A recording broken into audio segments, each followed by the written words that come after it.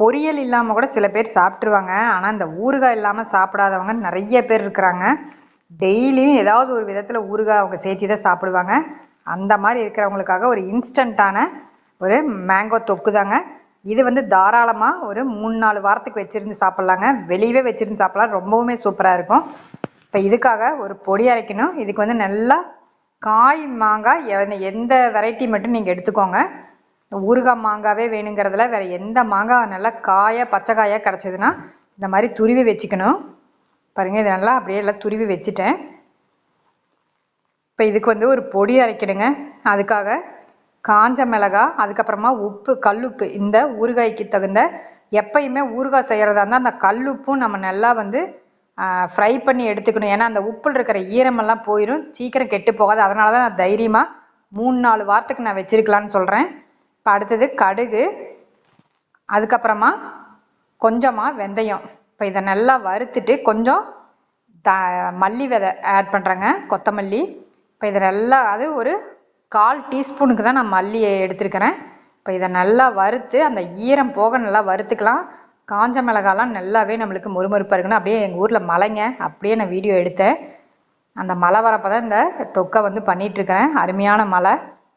இப்போ நல்லா வறுத்துட்ருக்குறேங்க. இது நல்லா செவக்க வறுத்து அந்த கடுகெல்லாம் நல்லா பொரியணும். அதுக்கப்புறமா நம்ம ஆற விட்டு மிக்சியில் அரைச்சிக்கலாங்க. பாருங்கள், இந்த அளவு நான் வறுத்துருக்கணும். இப்போ இதில் பெருங்காயமும் நான் சேர்த்திக்கிட்டேன். ஏன்னா ஊறுகாய்க்கு அதெல்லாம் ரொம்ப மஸ்ட்டு. அந்த சூடுலேயே வந்து நம்ம சேர்த்திக்கிட்டே போது வறுக்கணுங்கிற அவசியமெல்லாம் இல்லைங்க. இப்போ இந்த அளவுக்கு குறகுறப்பாக அரைச்சிக்கலாம். இப்போ கடாயில் நல்லெண்ணெயாக இருந்தாலும் சரி, கடலெண்ணெயாக இருந்தாலும் சரி, ஃபஸ்ட்டு கடுகு போட்டு நல்லா பொரிஞ்சதுக்கப்புறம் காரத்துக்கு தகுந்த மிளகாத்தூள் ஆட் பண்ணுறேன். அதுக்கப்புறமா அரைச்ச பொடி அப்படியே போட்டுக்கிறேங்க. இப்போ அடுப்பை ஆஃப் பண்ணிடலாம். அடுப்பை ஆஃப் பண்ணிவிட்டு துருவி வச்ச மாங்காயை வந்து போட்டுடலாம். இப்போ இதுலேயே உப்பு காரம் எல்லாமே போட்டாச்சு.